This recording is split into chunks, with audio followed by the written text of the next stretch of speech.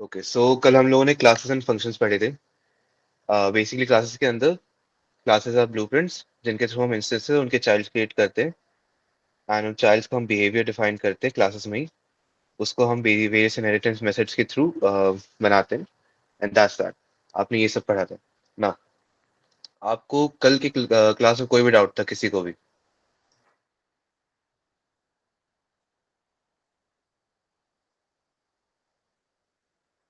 Okay, I will continue now. So आप लोगों ने कल ऑब्जेक्ट ओरिएंटेड प्रोग्रामिंग के पिलर्स पढ़े थे, इनहेरिटेंस, फिर आपका डेटा एब्स्ट्रैक्शंस एंड आपने साथ में पढ़ा था इनकैप्सुलेशन। आज हम पढ़ेंगे polymorphism, right? So polymorphism is a concept basically जो ये कहता है कि एक चीज कई फॉर्म ले सकती है। ओके, पॉलीमॉर्फिज्म एक बार वर्ड को डायसेक्ट करते हैं, right? Polymorphism, right? Poly means multiple and morphism means taking form. So taking multiple forms. Okay. Let's say you have a class called animal, right? Now you can take this blueprint animal class and create multiple inherited class forms, such as a cat class or a dog class, right? And you can use the animal class as a inherited class for these. So the dog class and the cat class will inherit behavior from animal class, right? So that's polymorphism. मैंने एक animal class बनाई और उसके behaviour को several other classes में inherit करवाया, right? So अब multiple classes में एक क्लास का बिहेवियर आ गया, सो इसी कंसेप्ट को हम पॉलीमॉर्फिज्म कहते हैं, राइट? सो पॉलीमॉर्फिज्म के कंसेप्ट में, इनकैप्सुलेशन के कंसेप्ट, डेटा एब्स्ट्रैक्शन, इनहेरिटेंस, इन सब में किसी को भी कोई डाउट है? इनकैप्सुलेशन में पढ़ा था हमने, जिसमें double underscore method, private methods पढ़े थे हमने, राइट? डेंडर मेथड्स भी मैंने आपको थोड़े समझाए थे। Initialization, init, right? वो क्यों जरूरी होता है? And it's also optional. आप उसको नाम यूज करो तो क्लासेस डिफाइन हो जाती हैं, बट देन अगर आप चाइल्ड्स एंड उसके इंस्टेंसेस बनाते हो तो आपको उसमें दिक्कत हो जाती है। फिर क्यों? क्योंकि उसका आप हर चाइल्ड और हर ऑब्जेक्ट का नाम फिर अपने आप ही सेट नहीं कर पाओगे, right? So that's why you use init method, init dunder method. We call it initialization dunder method, right? Okay. Any doubt in that?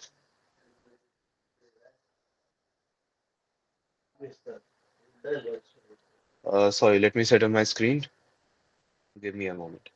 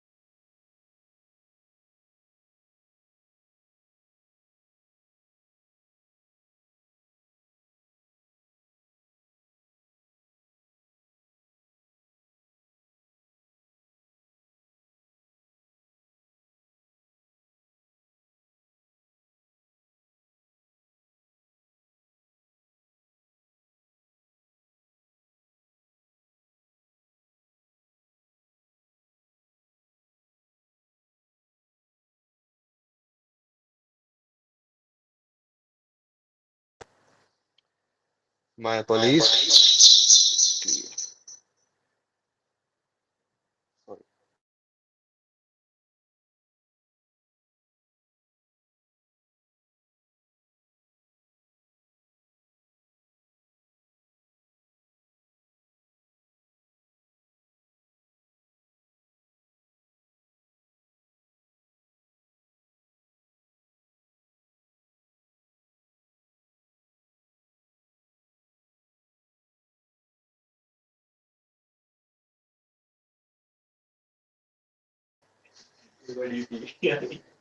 My apologies. There was a technical glitch. Because of that, we'll basically use another website for content today. Okay, I apologize for that. So हम लोगों ने अभी तक object oriented programming के concept पढ़े हैं, right? Object oriented programming में हमने बेसिकली ये पढ़ा कि हम कैसे एक ऑब्जेक्ट बना के उसमें बिहेवियर्स डिफाइन कर सकते हैं, बिहेवियर डिफाइन कर सकते हैं, साथ में वेरिएबल्स डिफाइन कर सकते हैं उस ऑब्जेक्ट के लिए एंड उस क्लास के लिए बेसिकली, और उन क्लास के थ्रू हम ऑब्जेक्ट्स या फिर उनके चाइल्ड्स क्रिएट करके वेरियस ऑब्जेक्ट प्रोग्रामिंग के मेथड यूज करके हम कैसे कोड को एक मोर ऑर्गेनिक वे में लिख सकते हैं, और उस ऑर्गेनिक वे में लिखने के थ्रू उसको कैसे और अच्छा कर सकते हैं, राइट? नाउ हमने पढ़ा है ये क्लासेस और इन सब का, राइट? पर अब ये यूज कहाँ होते हैं, राइट? सो अब हम यहाँ पे आएंगे फाइल हैंडलिंग। ओके, आपने फाइल हैंडलिंग में अब हम पढ़ेंगे कि एक्चुअली में जो हम क्लासेस एंड फंक्शंस ये सब बनाते हैं, क्लास फंक्शंस, राइट, बिहेवियर्स, ये सब यूज कैसे हो रहे हैं, ये सब इनका डेटा कैसे हैंडल हो रहा है, राइट? इसको हम एक्चुअली वर्क करते देखेंगे फाइल हैंडलिंग में। सो फाइल हैंडलिंग होती क्या है? बेसिकली पाइथन में file handling is to access any file, existing और नॉट एग्जिस्टिंग। अगर एग्जिस्ट नहीं करती है तो हम बना सकते हैं, okay, on system, and basically editing info on it. So आप दो तरह की फाइल्स को एक्सेस कर सकते हो। एक आपकी टेक्स्ट फाइल को आप एक्सेस कर सकते हो, और एक बाइट टाइप फाइल्स को, राइट? बाइट टाइप फाइल्स का अभी ना यूज आएगा, और basically they are more complex to work with, and we will I will explain कि वो कैसे काम करते हैं and what kind of data they use. But most of the time, actually all the time, you will be working with text files only, and how to edit them, how to place the cursors on them, how to write in them, how to append them। आप इसमें फर्क क्या होता है writing and appending, right? इसको भी पढ़ेंगे। Okay, so let's start. So, file handling, according to this, is the key function for working with files in Python is the open function, right? So, basically, जब भी आप Python में कोई file को open करना चाहते हो, राइट? कोई फाइल को ओपन करके उसको एक्सेस करना चाहते हो, उसमें एडिट करना चाहते हो, तो आप क्या करते हो? आप बेसिकली ओपन फंक्शन का इस्तेमाल करते हो, राइट? ओपन फंक्शन बेसिकली करता क्या है, एक क्लास ऑब्जेक्ट क्रिएट कर देता है। This is where OOP comes into practice in Python, right? वो एक क्लास ऑब्जेक्ट क्रिएट कर रहा है उस फाइल को लेके। You don't have to understand this, this is just for to place things in perspective की चीजें कैसे काम कर रही हैं, राइट? तो वो एक क्लास ऑब्जेक्ट क्रिएट कर रहा है उस फाइल के लिए, और इसी क्लास ऑब्जेक्ट के थ्रू सारे चेंजेस होते हैं, राइट? तो अब मैं जैसे बोल रहा हूँ ए इज इक्वल्स टू ओपन, और उसमें फाइल का नाम और साथ में रीड मोड, रीड या राइट मोड जो भी होगा, राइट? सो मैं ये कह रहा हूँ, इस लोकेशन पे जो फाइल है इसको खोलो, और इसको या तो पढ़ने के लिए खोलो या तो रीड करने के लिए खोलो या तो दोनों चीजों के लिए खोलो। अब मैं उसमें ये भी डिफाइन करूँ क्या वो टेक्स्ट फाइल है या फिर बाइट फाइल है, राइट? क्यों क्योंकि दोनों के डेटा अलग होते हैं, दोनों के डेटा हैंडलिंग अलग होती है, राइट? अब मैं ये डिफाइन करूंगा, वो मेरे को एक ऑब्जेक्ट क्रिएट करके देगा, है ना? वो ऑब्जेक्ट क्या होगा? A is equals to open, right? तो मैंने लिखा था a is equals to open, right? तो वो ऑब्जेक्ट कहाँ क्रिएट हुआ है? वो ए में क्रिएट हुआ है। तो अब मैं जो भी रीड राइट फंक्शंस करूंगा किस पे करूंगा? ए पे करूंगा। क्यों? Because it is the file, sorry, it is the file object, right? So, as you can see, in Open, there are basically four modes: read, append, write, and create. What is read? Read is basically when you just want to open file for reading. आप उसका सिर्फ data access करना चाहते हो, है ना? आप उसमें कुछ भी चेंज नहीं करना चाहते। आपने अगर एक फाइल को रीड मोड में खोला और उसमें राइट करने की कोशिश की, आपको एरर मिल जाएगा, okay? And let's say same right के लिए, ओके? आपने एक फाइल क्रिएट की राइटिंग के लिए, यू कैन राइट इन, है ना? रीडिंग फंक्शंस में बेसिकली वो एरर दे देगा अगेन, पर अगर मान लीजिए आपको रीड राइट दोनों के लिए करना है, then you can simply R W, okay? So basically append क्या कर रहा है? अब आप फाइल में राइट कर रहे हो, आप फाइल में डेटा अपडेट कर रहे हो। राइट मोड क्या करता है? It ओवरराइट्स everything. अपेंड क्या कर रहा है? जो लिखा हुआ है वो उसके बाद कुछ और कंटेंट ऐड कर दे रहा है, राइट? सो अपेंड कंटिन्यूस, राइट ओवरराइट्स, राइट? इसको ऐसे समझे, जैसे कि मैंने आपको बताया टेक्स्ट एंड बाइनरी। अब ओपन फंक्शन का सिंटैक्स कैसा होता है, राइट? मैंने आपको अभी बताया, एक मैंने वेरिएबल ले लिया a is equals to open, और ओपन के अंदर मैंने दो आर्ग्यूमेंट दिए। क्या दिए? एक आर्ग्यूमेंट दिया और एक दिया कि हम कौन से मोड में उसको ओपन कर रहे हैं, right? So open file name and RT. This is what? This is read text. R is read, T is text, okay? यहाँ पे आपने जैसे पढ़ा था, रीड टेक्स्ट, ओके? अगर आपको राइट टेक्स्ट होना तो बेसिकली डब्ल्यू टी लिखते हैं आप, okay? So this is the start of file handling. आपने फाइल को खोल लिया। अब उसके आगे उसमें क्या फंक्शंस कैसे परफॉर्म करने हैं, लेट्स सी टू दैट।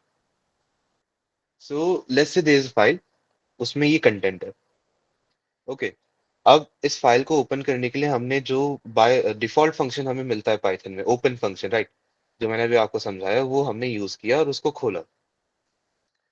अब ओपन फंक्शन हम लोगों ने बेसिकली खोला, और ओपन फंक्शन में हमें मिलता है रीड मेथड, ओके? आप फाइल को रीड ऑप्शन के साथ खोल रहे हो तो वो बाय डिफॉल्ट रीड में खुलेगी, और आपको रीड का बेसिकली फाइल रीड करने के लिए आप रीड फंक्शन यूज करते हो, ओके? तो मैंने लिख दिया एफ डॉट रीड। सो अब इसका डेटा कैसे प्रोसेस होगा, लेट्स सी दैट, ओके?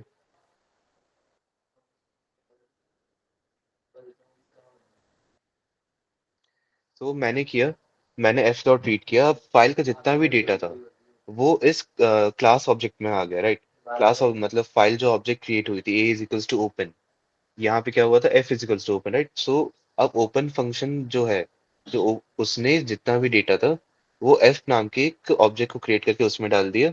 अब मैं बोल रहा हूँ एफ डॉट रीड, मतलब मैं बोल रहा हूँ इस ऑब्जेक्ट को खोलो, और मतलब इस फाइल को खोलो और इसका सारा डेटा रीड कर लो, है ना? मैंने इसका सारा डेटा रीड कर लिया। सो अब मैंने इसको एक तरीके से स्टोर किया है, पर मैंने किसी वेरिएबल में असाइन नहीं किया, मैंने डायरेक्टली इसको प्रिंट कर दिया उसके बाद। f dot read doesn't print it directly. f dot read only fetches it. वो बुला रहा है बस डेटा को, वो उसको प्रिंट नहीं कर रहा है, ओके? प्रिंट करने के लिए आपको अलग से लगाना पड़ेगा एक वेरिएबल में, या फिर आप डायरेक्टली उसको प्रिंट फंक्शन में भी लगा सकते हो, okay? Any doubt till now?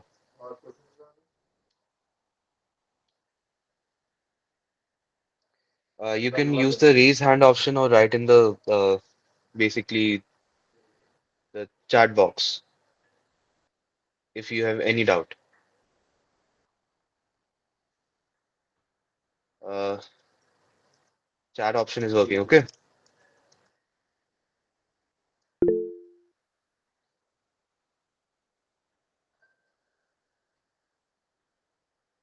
So अब यहाँ पे उसके बाद हमें एक प्रॉब्लम आती है, ओके? आपने इसको खोला, आपने इसको पूरा प्रोसेस किया, फिर आपने इसको बंद भी किया, है ना? Because you have to close the file that you have open, right? वरना वो सिस्टम को क्रैश कर देगी। So you open a file, you process this and then you close it.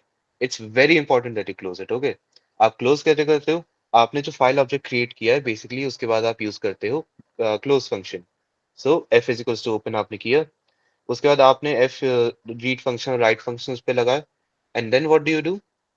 You do F dot close. So basically आप ये कह रहे हो, ओके, मैंने फाइल ओपन की, मैंने उससे डेटा मंगवाया या फिर डेटा उसमें डाला, उस पे सारे प्रोसेसिंग वर्क किया, और उसके बाद मैंने ये बोला कि okay, now I am done with it and now I have to close it. क्यों? क्योंकि मैंने उसको क्लोज नहीं किया तो सिस्टम को क्रैश कर देगी, राइट? पर this is not always the case. We forget to close it sometimes, the code goes on too long, है ना? So in Python, we have something called context managers, such as with. Okay. So ये करते क्या है basically? ये करते हैं कि अगर आप with के अंदर खोल रहे हो फाइल, ओके? सो लेट्स से with open as if, then with block के अंदर ये फाइल खुली रहेगी, and outside the with block it will close by itself. आपको उस पे f डॉट क्लोज फिर से लगाने की जरूरत नहीं है, it will close by itself, okay?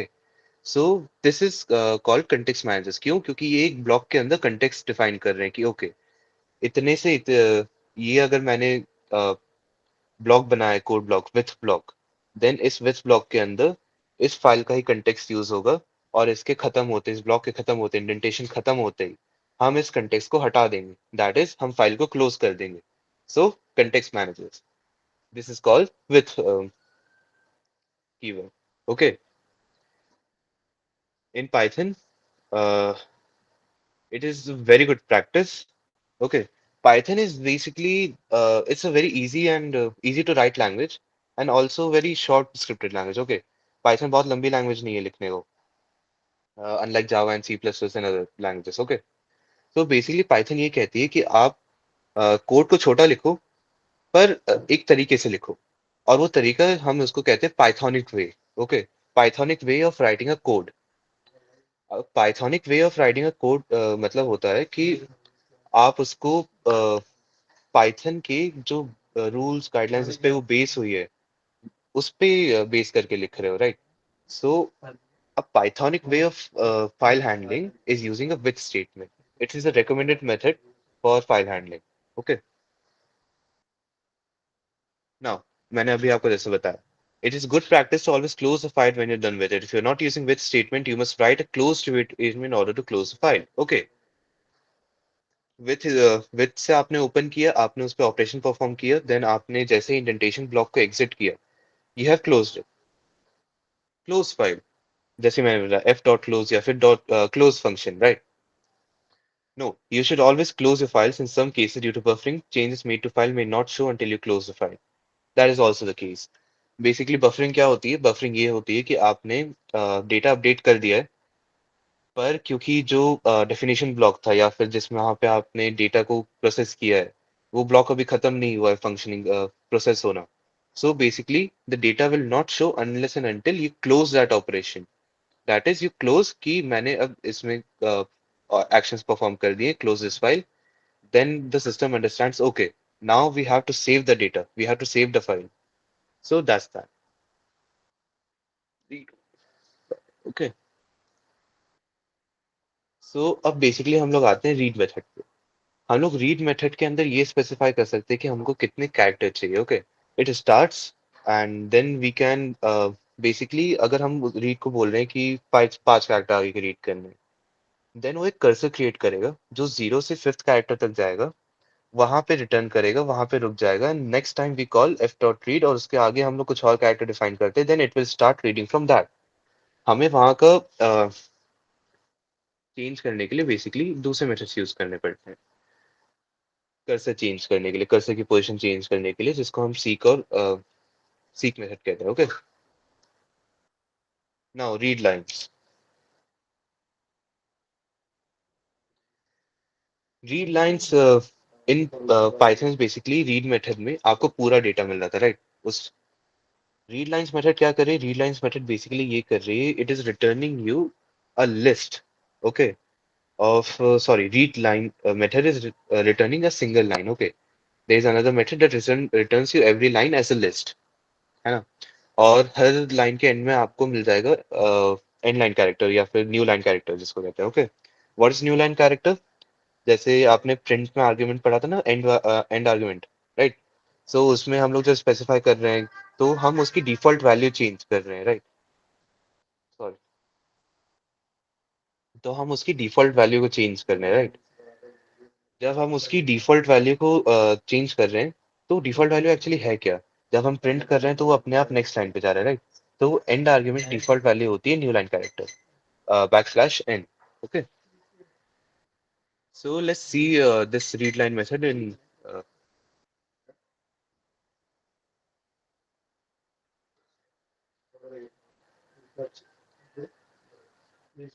okay, so मैंने किया printf read lines।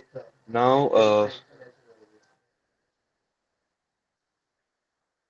right, another f dot,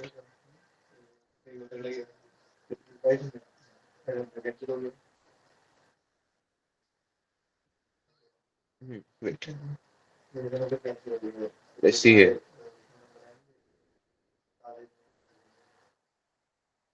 so as you can see here मैंने एक एफ डॉट रीड लाइन किया, उसने एक लाइन को फेच किया और मैंने उसको प्रिंट फंक्शन में लगाया and then it printed it. Okay, जितने भी मेथड्स हैं रीड वाले उस बेसिकली क्या कर रहे हैं कि वो डेटा को फेच कर रहे हैं।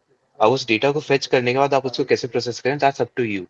आप उसको एक वेरिएबल में लगा के उसको प्रोसेस कर रहे हो दैट्स अप टू यू। आप उसको डायरेक्ट प्रिंट कर रहे हो that's up to you. Basically you can also use if I get the chance I will also explain to you the walrus operator. Walrus operator हमारे syllabus में नहीं है but it's it creates lot of opportunities जहाँ पे आप basically बिना assignment के भी डेटा को कंपेयर कर सकते हो। So I will teach you that later. Okay,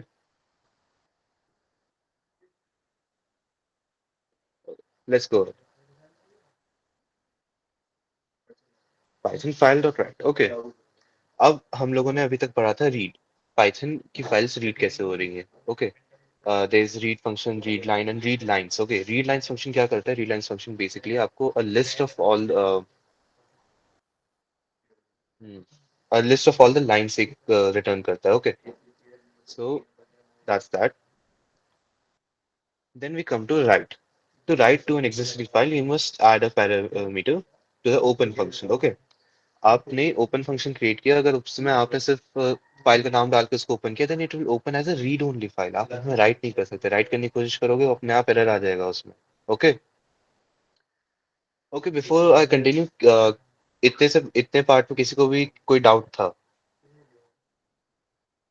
any doubt?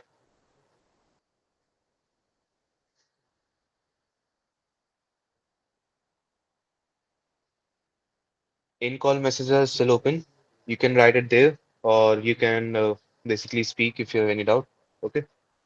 I think the participants can open their mic. Good. Continue.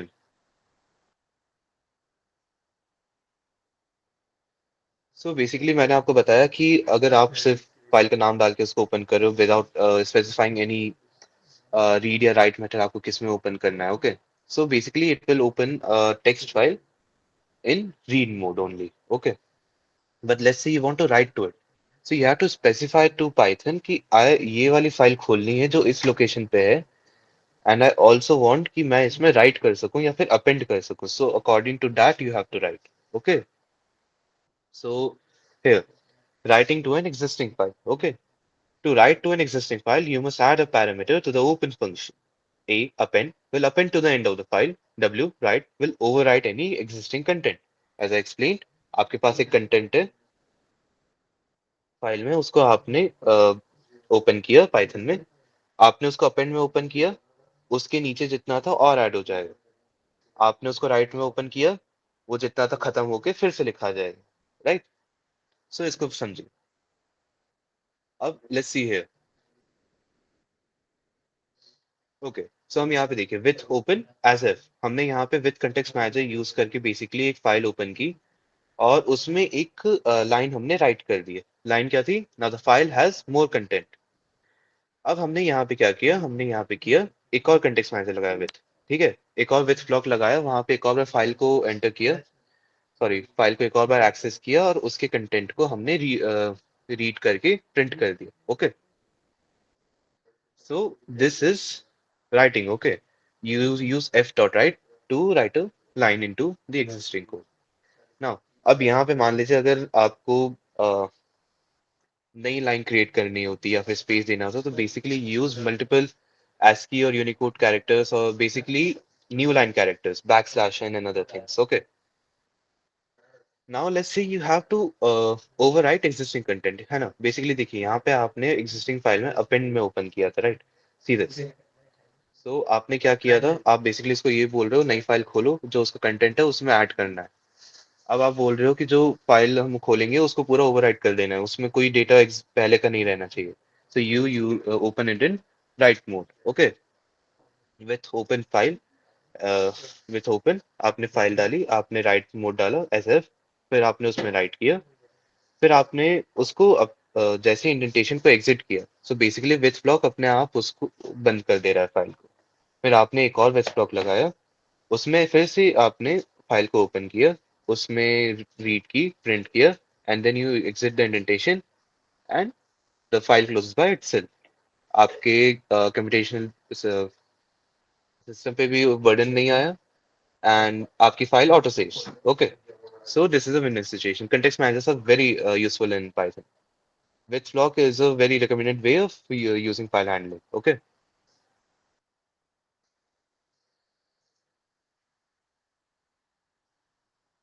Now let's say कि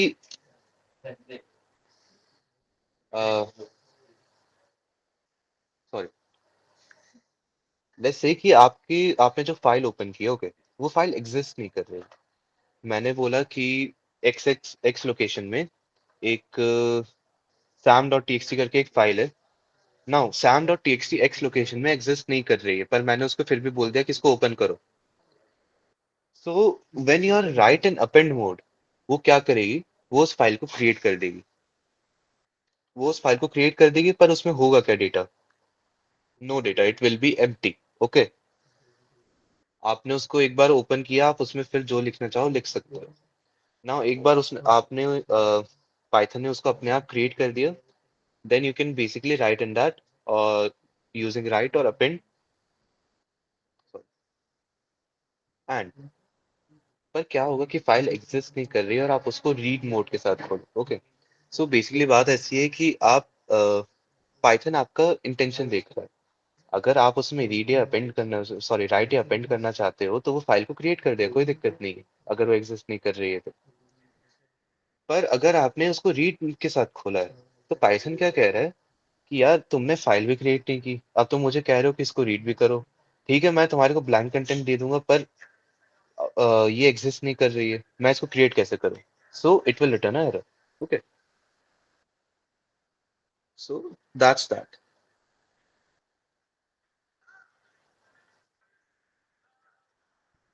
okay, this is basically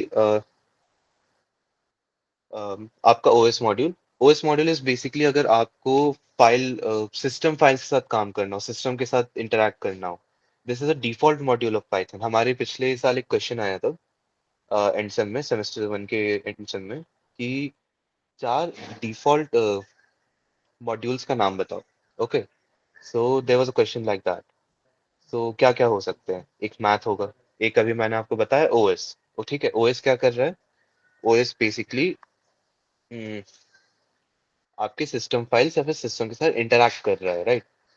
then some others will be tkinter, okay, and turtle, right?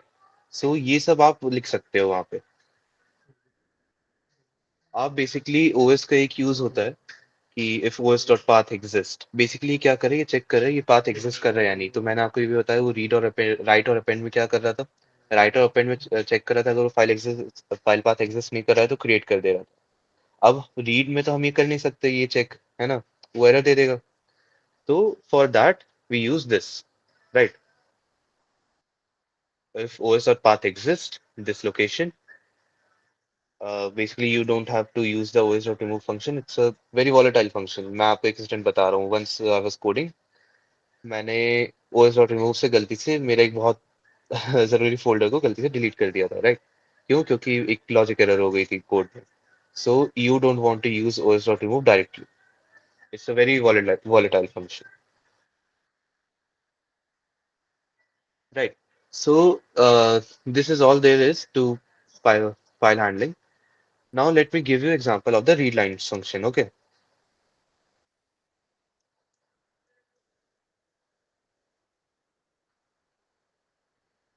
So basically read lines क्या कर रहा है Python में? मैंने आपको बताया था रीड करने के तीन ऑप्शंस होते हैं: read, read line and read lines. Okay. Read क्या कर रहा था? पूरा कंटेंट दे रहा था. आप रीड में ये भी डिफाइन कर सकते थे कि आपको किस कैरेक्टर चाहिए था. वो अगर आप उसमें मान लीजिए 10 लिख रहे हो, तो बेसिकली 10 बाइट्स ऑफ डेटा या फिर एक सिंगल सिंगल कैरेक्टर वो देता जाएगा आपको, है ना? सो बेसिकली वो पहले कैरेक्टर से शुरू करेगा, 10th कैरेक्टर तक जाएगा, है ना? वहां पे कर्सर को प्लेस कर देगा, स्टॉप कर देगा, उतना रिटर्न करेगा, and next time you call read, वो वहां से रीड करना शुरू करेगा, है ना? लेट्स से आप रीड पे गए, 10 कैरेक्टर का आपने रीड किया, फिर आपने बोला कि मेरे को 5 बाइट का रीड करके दो, है ना?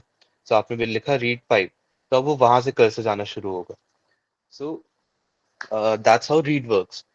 रीड लाइन क्या कर रही थी? लाइन बाय लाइन वो बता रही थी आपको, है ना?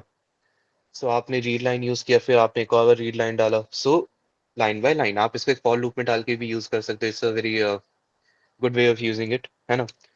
तीसरा वे है रीड लाइंस। बेसिकली ये सारे लाइंस को एक लिस्ट फॉर्मेट में आपको रिटर्न कर देती है। So you can actually put it in a loop and go through it. Okay, ये बेसिक देखते हैं काम कैसे करते हैं।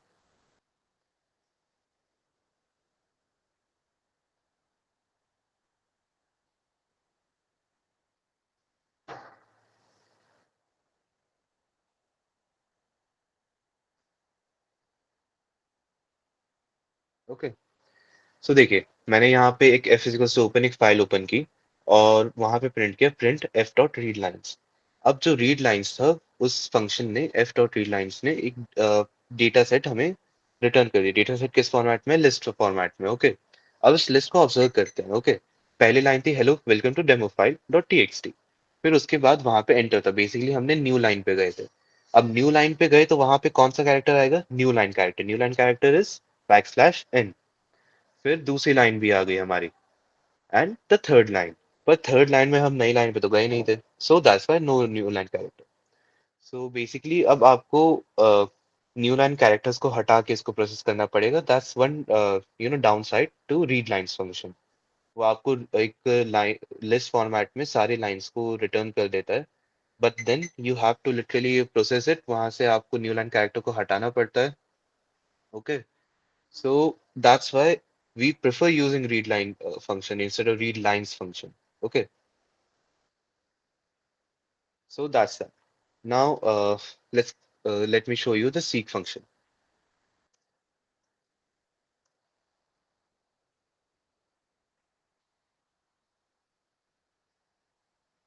Okay, so basically एक फाइल स्ट्रीम क्या होती है? ओके, मैंने आपको बताया। Let me teach you the word file stream. Okay, phrase file stream. So मैंने आपको अभी बताया, आप ओपन फंक्शन यूज करके, कंटेक्स्ट मैनेजर भी यूज करके आप बेसिकली क्या कर रहे हो? आप एक ऑब्जेक्ट क्रिएट कर, एक फाइल ऑब्जेक्ट क्रिएट कर रहे हो। वो फाइल ऑब्जेक्ट बेसिकली कर क्या रही है? वो एक डेटा स्ट्रीम बना रही है, राइट। वो उस फाइल से डेटा लेके उसको एक क्लास फंक्शन में डाल रही है, जहां पे हम वेरियस बिहेवियर्स के थ्रू, जैसे रीड लाइंस या फिर राइट। सो बेसिकली ये सब यूज करके वहां पे क्या कर रहे हैं? हम वहां पे डेटा को या तो एंटर कर रहे हैं या तो डेटा को किसी जगह प्रोसेस कर रहे हैं। सो ये जो फाइल से हम डेटा ले रहे हैं, फाइल को डेटा भेज रहे हैं, फाइल में डेटा फिर सेव कर रहे हैं, ये जो जितने प्रोटोकॉल्स हैं, ये जो एग्जिस्ट कर रहे हैं, इसको फाइल स्ट्रीम या फिर एक पाइपलाइन बोलेंगे, डेटा प्रोसेसिंग पाइपलाइन। और इसको पाइथन प्रोग्रामिंग लैंग्वेज के टर्म्स में हम फाइल स्ट्रीम कहें। ओके, सो बेसिकली ये कह रहा है the seek method sets current file position in a file stream. So basically अगर आपके पास एक फाइल है, आपने वो फाइल ऑब्जेक्ट क्रिएट की है ओपन के साथ, एंड उसमें आप अगर डेटा को प्रोसेस कर रहे हो, then you are processing it, then you can set the cursor. जैसे मैंने आपको बताया, आपने रीड में 5 बाइट का रीड किया है ना। अब मान लीजिए आपने 5 बाइट का रीड किया, आप कर्सर तो फिफ्थ फिफ्थ बाइट के बाद, मतलब फिफ्थ कैरेक्टर के बाद आके सेट हो गया है, राइट। अब वो वहां से रीड होना शुरू होगा। पर क्या होगा अगर आपको शुरुआत से फिर से रीड करना है पूरा? So in that case what do? you use seek and you set the cursor position back to 0. Okay, so seek is for that. Seek resets the cursor position, उसमें आपको define करना पड़ता है। Okay, so let's see this example. Print f dot seek.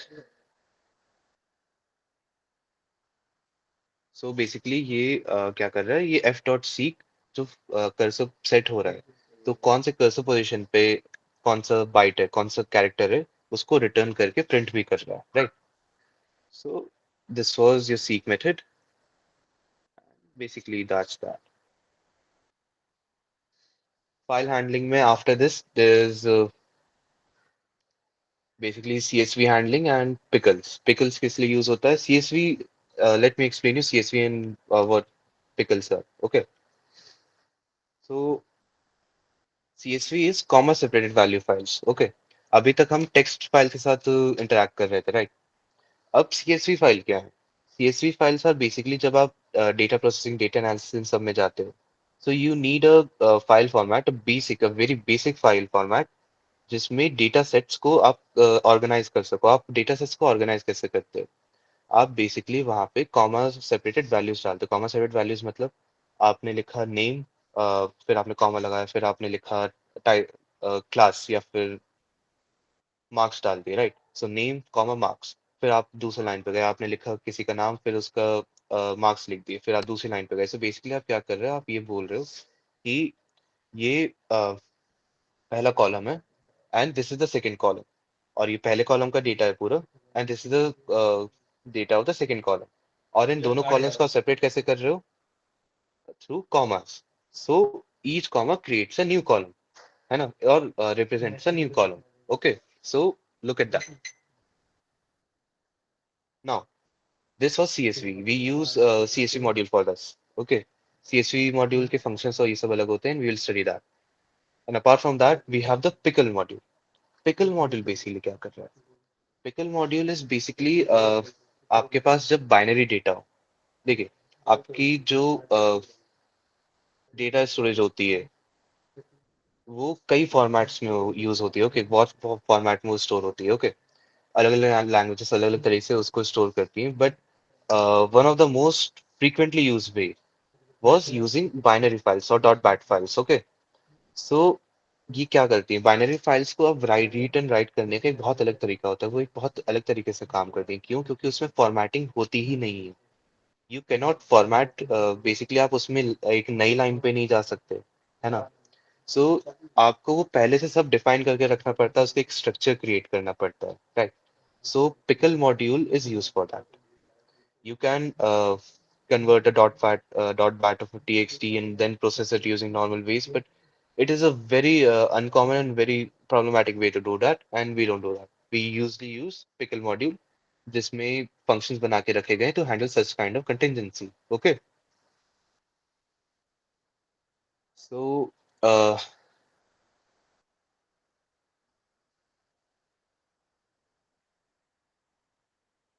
do we have any doubt regarding today's topic?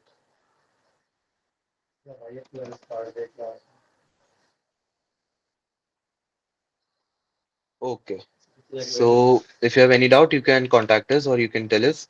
If you have any feedback, you can also contact us and tell us. You know the normal ways. Now, this is the end of today's class. Thank you very much for joining.